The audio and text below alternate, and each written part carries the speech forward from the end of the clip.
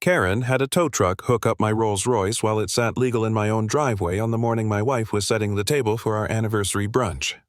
Name's Malcolm. Semi-retired engineer, and I just set the noise pollution ticket beside my coffee without a word. Ever had someone misjudge you so badly they never saw the folder in your hand? Spring sunlight spilled over the driveway, warm and sharp, catching on the cobalt blue curve of the Rolls hood. The pavers still held the cool from last night's rain, but the air was already heavy, carrying the faint salt tang from the bay.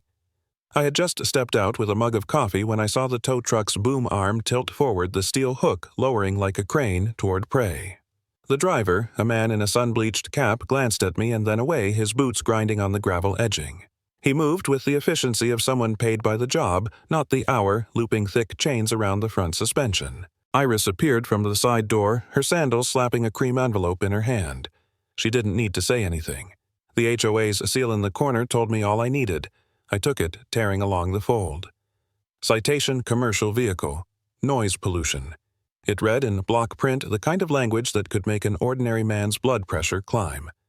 I looked at the car, quiet as a parked bicycle, and then back at Iris, who shook her head slowly. Her phone was already dialing before I could speak. She tapped the speaker icon, and Karen's clipped voice filled the porch. All disputes must be in writing.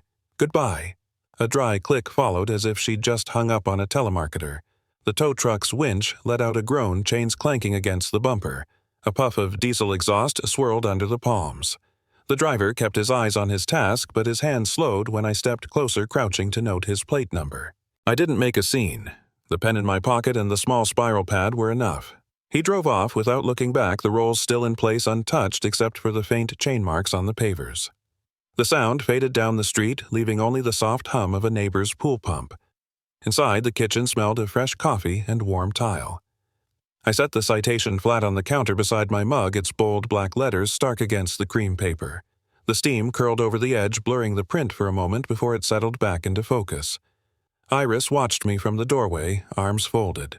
Without a word, she crossed to the mail piled near the fruit bowl and slid another envelope across the table. Unopened. HOA return address again. Its weight was light, but the way it landed, just a whisper of paper on granite, felt heavier than it should. I let it sit there between us, the morning light angling through the blinds, striping both envelopes in alternating bars of shadow and gold. Somewhere down the block, a lawnmower coughed to life, but all I heard was the echo of that phone click and the faint rattle of chains in my mind.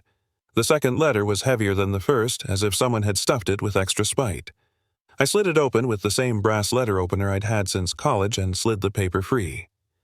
3 new violations typed neatly in the HOA's preferred sans serif improper mailbox, paint. Unauthorized shrub species and driveway surface reflectivity. I read them twice, not because I didn't understand, but because the absurdity needed a second pass to sink in. From my desk by the wide front window, I could see 2 men standing on the strip of grass just beyond my property line. Polo shirts tucked into khaki pants, clipboards in hand, they had the word compliance printed across their chests in block capitals. Their arms were folded, and their mirrored sunglasses reflected nothing back to me, just a flat flash of late afternoon light. I turned to my laptop, opening the spreadsheet I'd started the night before. The columns were already labeled Date Violation Citation Number, Bylaw Reference Notes. I keyed in each offense, careful to match their language exactly. I wasn't just keeping records, I was building a ledger, a quiet wall of facts no argument could knock down. The rhythmic tap of the keys felt steadier than my breathing. Iris passed behind me, her hand lingering on the back of my chair. "They're still out there," she murmured, glancing toward the window. The curtain shifted a little in the fan's lazy breeze. I looked up in time to catch her moving toward it, the soft swish of fabric as she closed it fully. The room dimmed, but I could still see their shapes through the weave. From beyond the hedge, Otis Granger gave a brief 2-finger wave. He was in his yard, watering the hibiscus, the spray catching in the low sun like scattered amber beads. I returned the wave, a small acknowledgement that he'd noticed more than he'd say aloud. On the corner of my desk sat a hard-shell case, matte black with reinforced edges. I clicked the latches open. The lid lifted with a muted sigh, revealing the drone nestled inside its carbon fiber arms, folded like the wings of a resting bird. 4 battery packs lined the foam cutouts, their tiny LED indicators pulsing green. I ran a finger over the smooth, cool surface, the faint smell of machine oil rising from the hinges. As I began checking the serial numbers against my logbook, my email chimed. The subject line blinked at me. Severe violation pending board review. No greeting, no signature, just a timestamp, and the HOA's standard footer about the duty to maintain neighborhood standards. The message was short enough to fit in a single breath and cold enough to take one away. I closed the message without replying the way you might close a window on a sudden gust. My eyes went back to the drone. Its camera lens caught the light from the desk lamp, and in the reflection I saw my own face, still unreadable, the ceiling fan turning lazily above me. I lowered the lid until the click of the latch sounded louder than the fan, then opened it again. The drone stayed where it was ready, waiting. 2 nights later, the air had the cool, rinsed quality Florida sometimes gifts you after sunset, the kind that makes the palms whisper like someone practicing secrets. I killed the porch light and stepped back into the den. The room was mostly shadow. Only the monitor's glow and the tiny constellation of LEDs on the controller lit my hands. I armed the drone with a soft double tap. Outside, its blade spun to a whisper and lifted a dark moth against a bright night. On the screen, the neighborhood unrolled into a grid of roofs and hedges. Street lamps pooled amber on the cul-de-sacs. Driveways were neat slashes of pale concrete. I kept the drone high and legal-centered over my property-lined fingers, moving in deliberate, economical strokes. The camera switched to thermal, and the world changed. Houses cooled into blues, the living things in them pulsed faint oranges and reds. Karen's street came into view.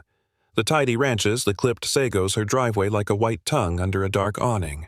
A sedan ghosted into frame and stopped cleanly at the top of the slope, engine heat blooming in yellow. No one got out. The timestamp marched. 1 minute, 5, 10, 15, exact, like a ritual. Then the car eased away and bled back into ordinary night. Malcolm Otis's voice drifted from the hall, careful and apologetic. I hadn't locked the side door. He stepped in holding a plate wrapped in foil. Iris said you were up. He caught the screen at a glance, then me. You're doing it right, he said softly, not yelling, just looking. I waved him closer, keeping the drone steady. He set the plate on a stack of magazines, the foil making that crinkly holiday sound, and peered over my shoulder.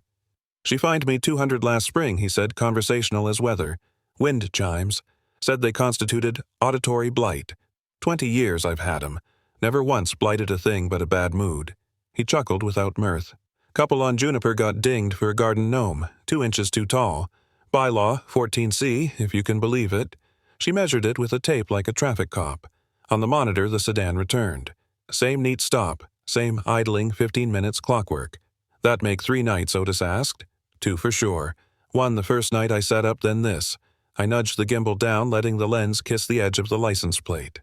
Heat obscured the center, but the last 3 characters were crisp enough to read.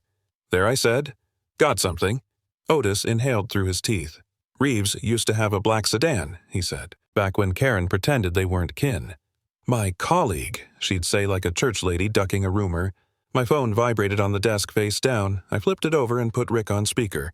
You got me numbers? He asked by way of hello. I read him the partial plate and the make. Keys clacked faintly on his end, a little percussion line under the AC's hum. He whistled low. Okay, that's registered to a shell. Triton Sun Holdings. Give me more typing, the soft grunt he made when he found a seam, and yep, agent of record ties back to a lattice that says Reeves Duvall if you know where to look. Otis lifted his brows in a tired told you so. He didn't need triumph. Confirmation was enough. Folks around here aren't crazy, he said. We've been called complainers, but we pay attention. I kept the drone circling. On Thermal Karen's house looked like a cooled loaf, the doors black, the windows barely warmer. A figure moved across a front room, slow and square-shouldered. The sedan idled its allotment, then slid away again. Taillights, tiny coals in normal vision. Don't get greedy on that zoom, Rick warned. Keep it clean. Everything above board. The story tells itself when you don't get in its way. Copy, I said. My voice surprised me, steady, almost clinical. The longer I watched, the less I wanted a scene and the more I wanted a record. Otis sat on the arm of the couch and began almost sheepishly to talk, not gossip inventory. The time a mother got a warning for sidewalk chalk that clashed with the pallet. The veteran who received a notice for flags not conforming to approved dimensions. The widow cited for a wreath out of season. He had dates for most of them. He had copies of letters in a folder at home. I don't keep them to stew, he said, catching my glance. I keep them because paper forgets less than people do. "Send me what you've got," I said, "if you're willing." He nodded as if I'd asked him to water the plants while we traveled. Happy to. The drone began its return on a programmed arcade dot coming home across the grid. I set it down on the back patio stones and heard the blades wind down to silence. The den felt suddenly too quiet, the monitor's glow too honest. Rick was still on the line, the clack and pause of him working. "I can annotate those shell links," he said. "Simple chart, pictures over math. Your neighbors will read pictures." "Good," I said. They deserved to see it the way she never meant them to. I wiped a thumb across the edge of the controller where a little grit had collected the tactile snap of returning to ground level. There was a beat of nothing. Then the sound of Rick's chair creaking. "One more thing," he said a notch lower. "You'll want to hear this recording I pulled from your rooftop mics." His voice had that mix of excitement and caution it got when the wire he'd been tugging finally moved something big on the other end. It's faint, it's messy, but it's them. He didn't have to say who. The room seemed to lean an inch toward the phone the way a crowd leans toward a stage when the lights start to dim. Judge Silas Rowland slid into the booth across from us, the vinyl sighing under his weight, a faint halo of aftershave and strong coffee preceding him. Morning light slanted through the diner's plate glass, cutting the room into clean rectangles. Chrome napkin dispensers gleamed. A rack of pies rotated lazily behind the counter. The espresso machine hissed like a patient snake. Iris tucked a loose strand of hair behind her ear and offered him a small, grateful smile. "Sorry to drag you out this early," I said. "Son," he answered, settling a hand the size of a catcher's mitt around a mug after 40 years of 7:30 arraignments. "This is brunch." He lifted the cup, took a measured sip, and set it down with a tap. "Besides, I've got something in my garage that's been wanting daylight." A waitress named J.O. on her tag slid in with our orders: eggs over medium for me, oatmeal with blueberries for Iris, wheat toast for the judge, and topped off the coffee without being asked. The diner smelled of bacon and citrus dish soap. A radio murmured oldies somewhere near the kitchen, a song that had been on in every Florida diner since the Carter administration. We started the way people do when they know the middle of the conversation will turn heavy, talking weather and traffic, the new stoplight that had backed up Route 41 for half a mile, the stingy winter, and the generous spring. The judge buttered a triangle of toast with the care of a man calibrating a scale. Iris let out a breath I hadn't realized she'd been holding. "Now," he said finally, wiping a dot of butter from his finger with a paper napkin. "Tell me exactly what they wrote. Not your translation. Their words." I slid a photocopy of the citation across the formica. He angled his glasses down and read every line. He did not react to the phrase noise pollution. He did not raise an eyebrow at commercial vehicle. When he finished, he stacked the pages, squared them twice against the table, and returned them. "They're counting on you to be loud," he said, voice low. "Don't be loud. Be precise." "I can do precise," I said. It came out almost like a promise. "I know," he said, and the corner of his mouth twitched.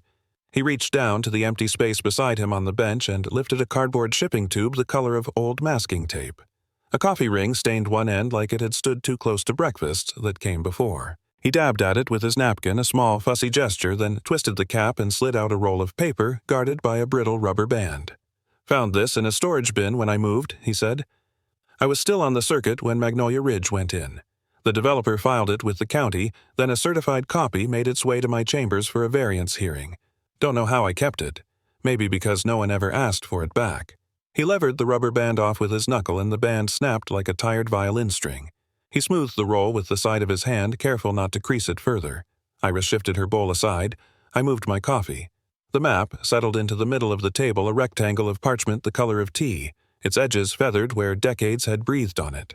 A corner crease had torn and been mended with yellowing tape, a narrow seam held together by time and a stranger's care. Red ink traced lot lines like capillaries. Black stencils named the streets as if christening ships. He tapped a box along the bottom margin. Declarations of covenants. Conditions and restrictions. He read the old cadence of the bench in his voice. "You'll see this paragraph here." He angled the sheet toward me and used the back of his knife to underline a clause, the blunt edge not quite touching the page. It says, "Without the song and dance. What you own, unless a supermajority of the membership votes to change a use, and an independent assessor says the proposed action is necessary for safety or value.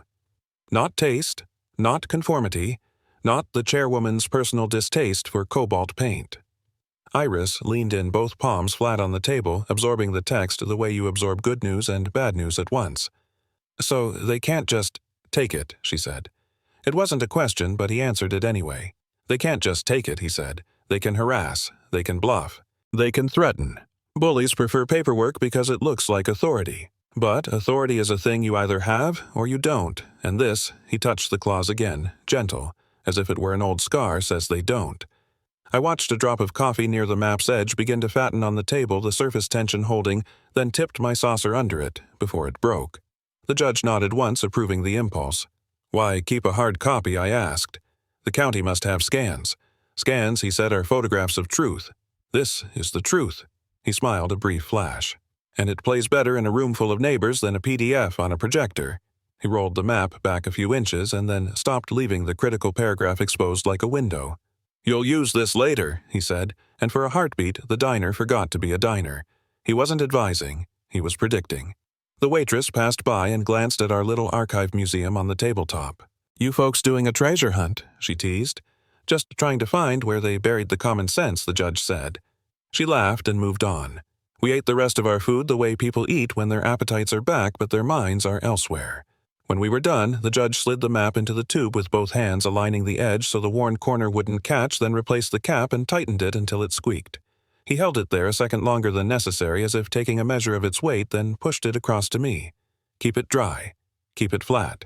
Don't brandish it like a sword. Hold it like a deed," he said. "And when you show it, if you show it, don't tell them what it means. Let them read. People don't like being told what to think. They do like recognizing what they already knew was fair." Iris touched the tube with the back of her fingers like testing the temperature of a kettle. "Thank you," she said, and there was more behind it than the word could carry. He waved it off, then softened. "I knew your father," he told me. "He didn't win because he shouted. He won because he stayed until the paper ran out." He checked his watch. "I'll be around at the meeting. No speeches. I'll stand by the door." We paid, and the three of us stepped into a morning already warm enough to make the glasses fog. Cars stitched past on 41. A pelican drifted over the retention pond as if it owned the air. By the time we reached the parking lot, my phone buzzed in my pocket. The subject line blinked on screen like a taillight Karen Reeves' Avispa. Rick's email sat there waiting, a quiet door opening onto the next room. Rick's voice crackled over the little speaker on the counter, thin and urgent through suburban static. "The package is ready. Just plug it in and the whole neighborhood will see it." "Walk me through it one more time," I said, though I could have done it blindfolded by now. It autoplays. First, the noise citation side by side with your silent roll clip, then the fake vendors, then the shell chart to Reeves, then the drone stills. Last slide is the legal clause from the map, clean crop. You won't have to hunt for anything while the room breathes down your neck. Iris set another neat stack of prints on the table. The living room was a staging ground, laptops open to spreadsheets, USB drives like little silver bullets in a ceramic dish, manila folders fanned by sticky notes. The screen door was propped with a dog-eared paperback. Salt air drifted in, lifting the corner of a bank statement like a hesitant hand. The fan ticked in its orbit, and every so often the pages breathed together. We tested the deck again. The video of the rolls slid into frame, a blue ribbon pulling out of the driveway without a sound.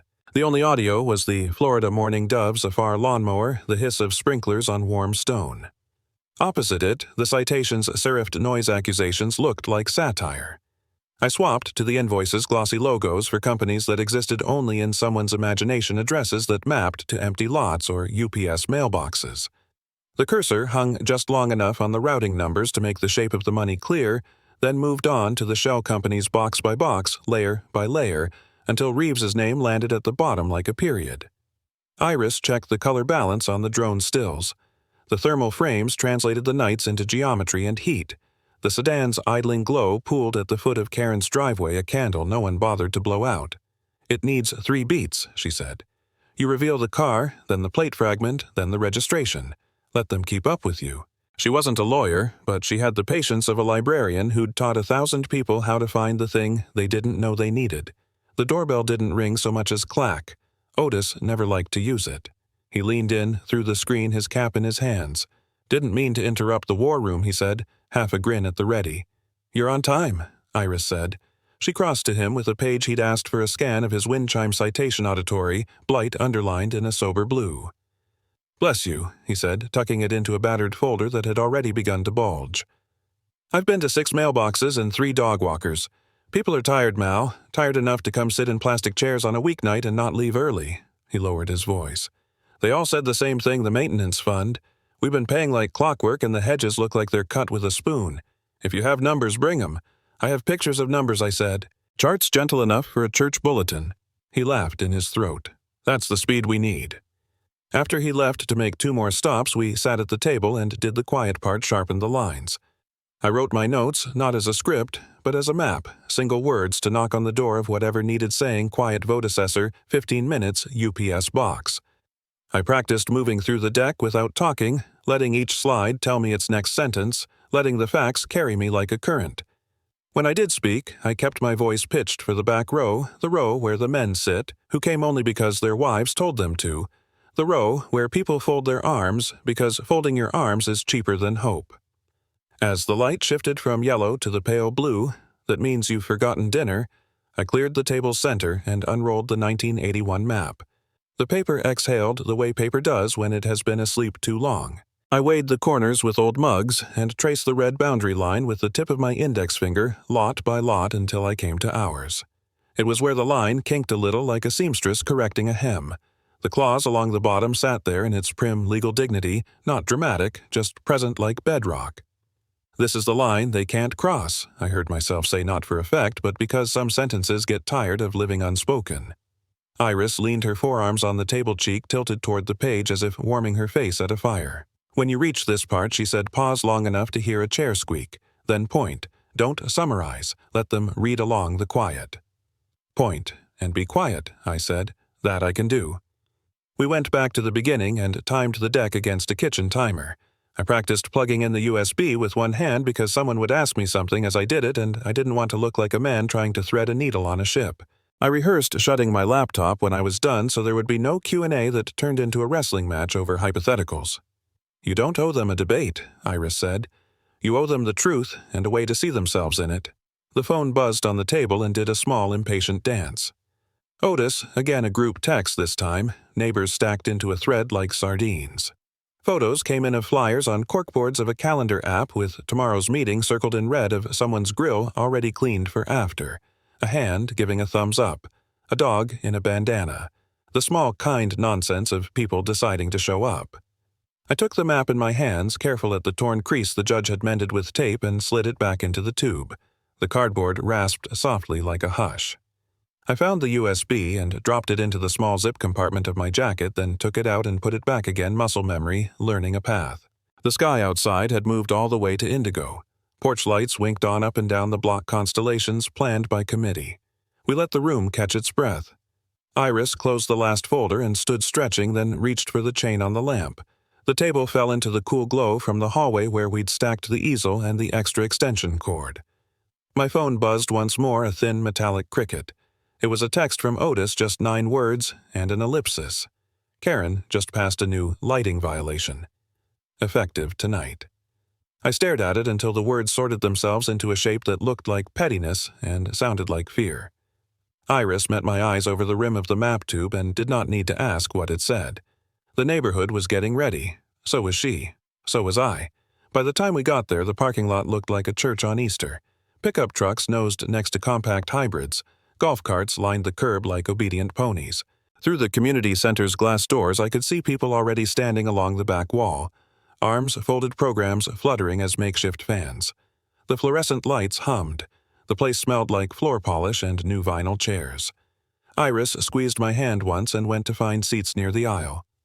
Otis waved from the front row, his folder on his knees like a hymn book. Out near the hedge, a white SUV with the city seal slipped into a space by the fire lane.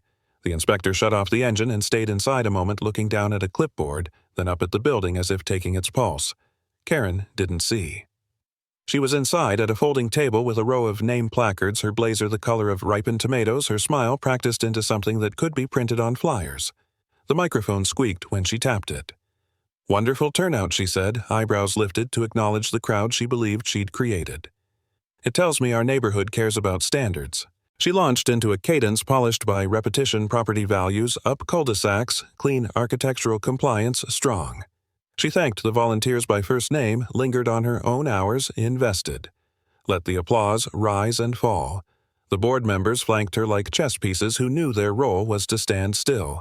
I watched the back doors swing with late arrivals and measured my breath. The USB in my jacket felt heavier than small metal should. Judge Rowland took a place by the exit, his map tube vertical in his hand like an umbrella he didn't intend to open. He caught my eye, then looked at the podium the way a carpenter looks at a wall he's going to square. "And now," Karen said, spreading both hands to own the room, brief time for community comments. "Please be respectful and concise." She didn't mean it. I stood. Iris's palm touched my elbow as I moved. "Madam Chair," I said into the microphone at the aisle. "Malcolm Paxton. I have a presentation concerning HOA finances and enforcement practices. It's concise." The word earned a few dry laughs from the back. "Presentations must be pre-approved," Karen said, smile thinning. "We have an agenda." A small chorus of "let him speak" rose from different corners of the room, uncoordinated but firm. Otis didn't turn around. He just raised his hand without looking back as if he were taking attendance, and I was present. Karen weighed the noise, then performed a sigh meant to communicate magnanimity. 2 minutes, she said. "We're very busy." "Thank you," I said. I threaded through knees and tote bags, stepped up to the laptop connected to the ceiling projector, and slid the USB in with one easy push. The screen on the far wall blinked from the HOA's blue logo to a white field, and then split down the middle. On the left, the noise pollution citation cream paper scanned flat its block letters severe as a warning label. On the right, my driveway on a bright morning. The rolls easing backward, cobalt paint catching sun, the only audio the lawn sprinklers ticking like metronomes, and a bird calling 2 notes from the live oak. I didn't say that it was silent. I didn't need to. Chairs creaked as people leaned forward. Someone in the second row whispered, "It's electric." Click.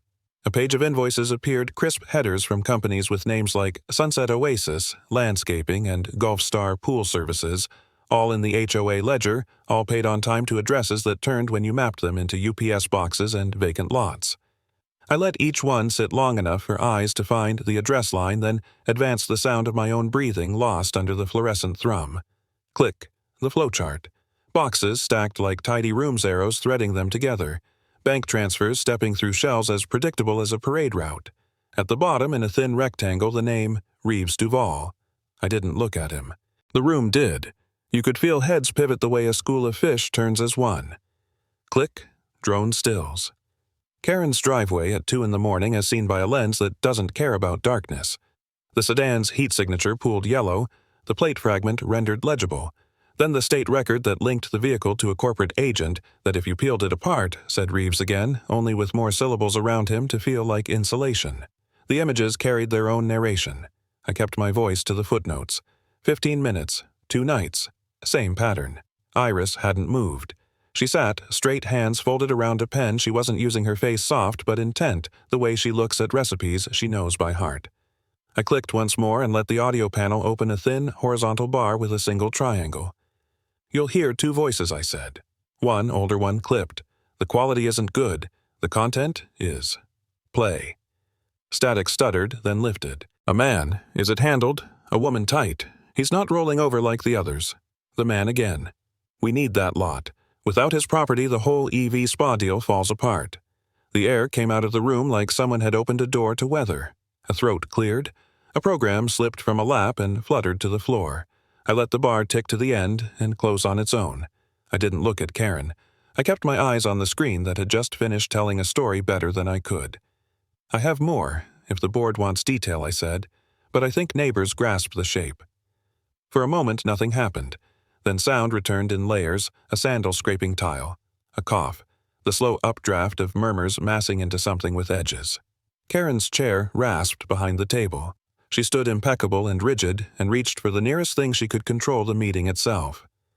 "This is slander," she said, and it took effort not to smile at a word that had not been fashionable in a long time. "This is a private matter. This meeting is adjourned." No, someone said, and it wasn't a person you could name, just the room. She pushed past her placard and the microphone and came down the steps not toward me but toward the doors at the back. I stepped aside. She wasn't going to push me. I was just topography. Through the glass, I saw the city inspector step out of the SUV, tuck a pen behind his ear, and start toward the entrance with the tempo of a man on a schedule. Karen hit the doors with her palms breezed into the late daylight and cut right fast the way you do when you decide to win by leaving. The inspector reached the sidewalk at the same time, looking down at his badge as if to confirm his own name. She moved into the space between his door and the building, chin up. "Ma'am," he said not loudly, "step aside." "This is a private event," she said, and held her ground as if the cement under her feet were something she'd signed for. "I'm here on official business," he said. "Inspections for a proposed use variance. Please step aside." He gestured with an open hand the way officers are trained to drain the voltage from their own movements. She didn't. She placed her palm flat on the SUV's hood, a useless, childish sovereignty. It was the smallest possible hill. She chose it like it was Everest. The two officers who'd come with the inspector uniform shirts dark at the spine from the heat were already close. "Ma'am," one said the third time, having a different weight. "Step back, or you will be detained for obstructing." The sentence hung there between policy and mercy. "No," she said, and tugged at the door handle as if she could lock out the city by simple mechanics. The sound of the handcuffs wasn't the movie sound. It was softer, a pair of clicks like a cheap pen. She drew a breath to speak and realized there wasn't a speech that would make this a misunderstanding, not here in the middle of her favorite audience. Photographs happen without direction. Several phones were already up. The inspector didn't look angry. He looked like a man who had met one last form and signed it. Inside, the murmurs braided into something like applause, and then unraveled again into incredulous voices, neighbors finding each other's eyes with a mixture of relief and embarrassment, like people who have sat through a bad sermon and are free to admit it once they're in the parking lot. Reeves had been trying to become furniture near the side wall. Deputies found him there anyway, decor with a pulse. I stepped back to the podium and closed my laptop so there wouldn't be a question about whether I intended to keep talking. "I think that's my 2 minutes," I said to no one in particular. I didn't need to say anything about next steps. The next steps had already entered the building and written their names in the sign-in book. At the rear, the doors opened again and a square of pale day enlarged before shrinking as they swung shut. Judge Rowland stood where he'd been, the map tube vertical, his hands resting lightly on its cap. He wasn't looking at me. He was looking at the crowd the way a teacher looks at a classroom right before the test begins, not to threaten, but to steady. The tube caught a stripe of light from the high window and threw it down his sleeve. He nodded once, very slightly, and the room, still electric, seemed to draw breath for whatever would come next. Dusk laid a soft glaze over the parking lot, the kind Florida does well gold, thinning to lavender, while the grass gives off that sweet green smell of cut stems. The community center doors opened and breathed out the heat of too many bodies, and then Karen appeared between two officers. Her blazer looked a shade too bright for the evening. Her steps were small but quick, as if she could outpace the eyes on her. Phones didn't rise now, people watched with their faces, not their screens. Reeves tried to angle along the wall toward the lot, hands in the pockets like a man reconsidering an errand, but two deputies turned at the same moment and intercepted him with the kind of politeness that has no exit ramp. Near the folding table where the board had sat, residents collected in a loose horseshoe. Pens, legal pads, HOA forms salvaged from the handout stack paper, everywhere the rustle of it louder than conversation. Iris stood at my shoulder with that composed look she gets when she's filing books back into order after a storm. Otis hovered by the edge hat in both hands, eyes clear and not at all surprised. Inside the microphone still buzzed, faintly unattended. Someone set out a box of pens and absurdly a bowl of peppermint candies. The remaining board members, clustered like pins, knocked but not fallen, whispering in the corners of their own mouths. I didn't go to them. Neighbors did.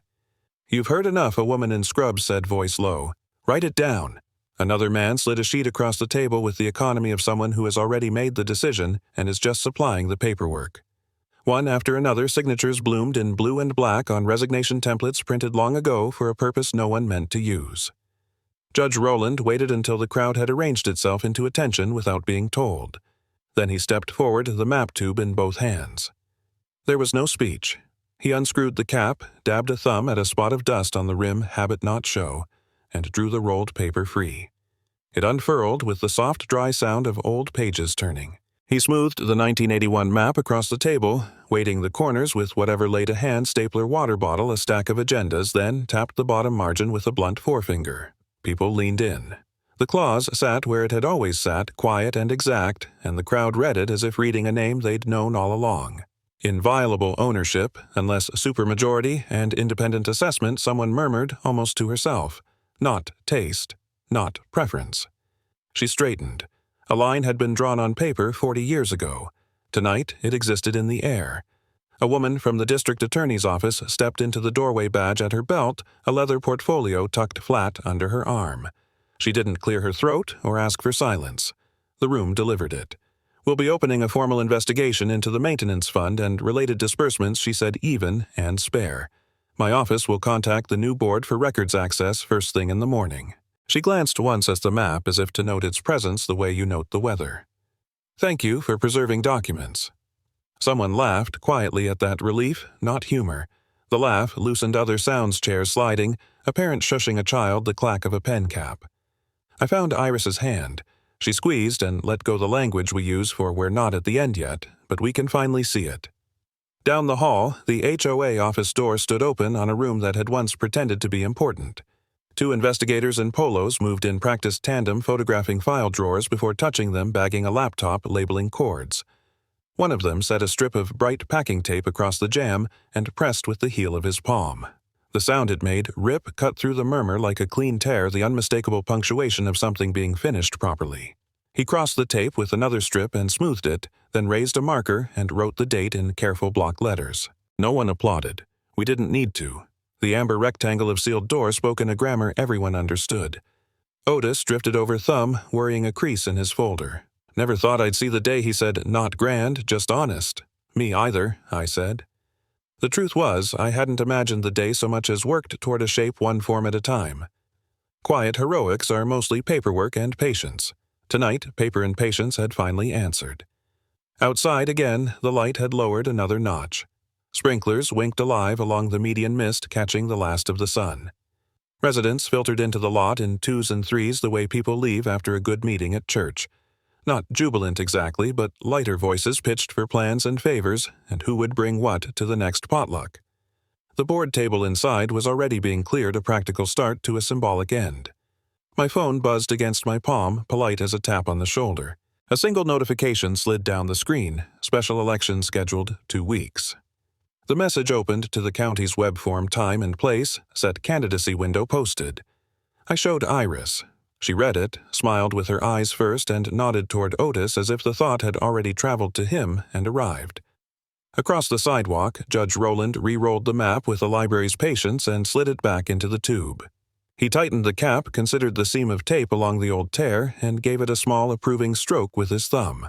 When he looked up, people were looking at him not to be told what to do, but to be reminded they already knew. He tilted the tube toward the sealed office door, a teacher pointing once more to the answer everyone had just written correctly. Then he stepped aside and let the evening take its breath. Election day didn't feel like a battle. It felt like a picnic that had borrowed a ballot box.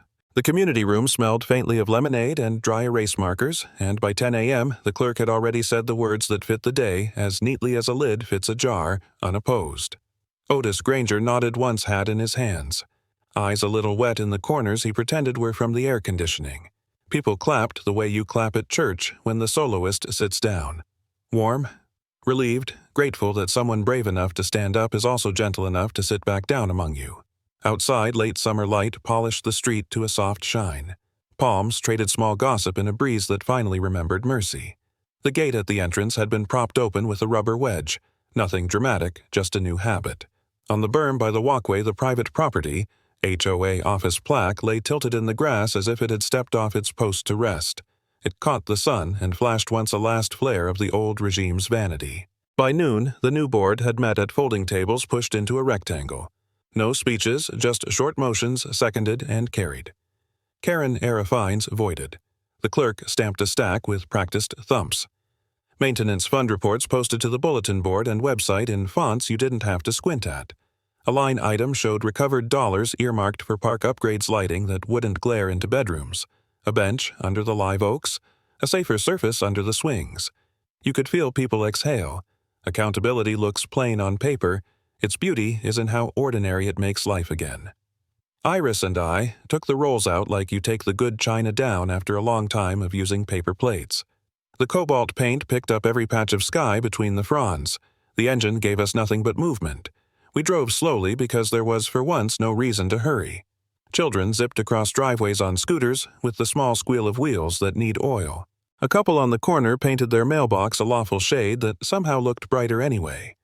Mr. Levin, from 2 streets over, raised a hand, then both as if catching a pass. We waved back until waving felt less like acknowledgement and more like a ritual. At the park, the volunteer crew had already started. Someone measured the old sandbox. Someone else on a stepladder tried out the first of the softer bulbs. Iris watched the light settle on the path like a good decision. "You hear that?" she said. It was only a dove, a rake a child negotiating swings. Peace has a sound. It is mostly the absence of stupid noises. We idled by the curb, and Otis stepped up, tapping the window with 2 knuckles and a grin that cut years off his face. I lowered the glass. He leaned down, elbows on the door like he had all the time in the world. "You kept your home," he said. "We kept our neighborhood. It wasn't a compliment. It was a shared receipt." Iris reached across and touched my wrist, and in that small triangle her hand, his words, the thin Florida light, something finished settling. We rolled on. Judge Rowland stood a little apart by the bulletin board, reading the posted statement the way a craftsman inspects a joint he's taught someone else to cut. When he saw us, he tipped the map tube he still carried like a cane he refused to admit he needed. I nodded back a silent thank you that felt truer than saying so in front of everyone. At the entrance, the open gate threw a long rectangle across the asphalt. I checked the mirror to ease around a family on bikes, and in the rear view, the old brass plaque winked again from the grass as a gust took it. It shivered, rocked, then gave up its balance and tipped flat face down as gentle as a book closing. I didn't say anything. I just drove forward, Iris's hand warm in mine, the road ahead familiar, and finally ours again. The morning after the election, the air smelled faintly of cut grass and warm asphalt, and the gate swung open without a creak. That old brass plaque, once a warning, now lay off to the side, polished clean, and rehung on a park fence as a reminder of what we'd reclaimed. In the end, the real victory wasn't keeping a driveway or a car. It was keeping the kind of neighborhood where folks wave before they speak. Sometimes boundaries protect more than property. They keep the best parts of us intact. Has life ever handed you a second chance in disguise? I'd like to hear your story in the comments.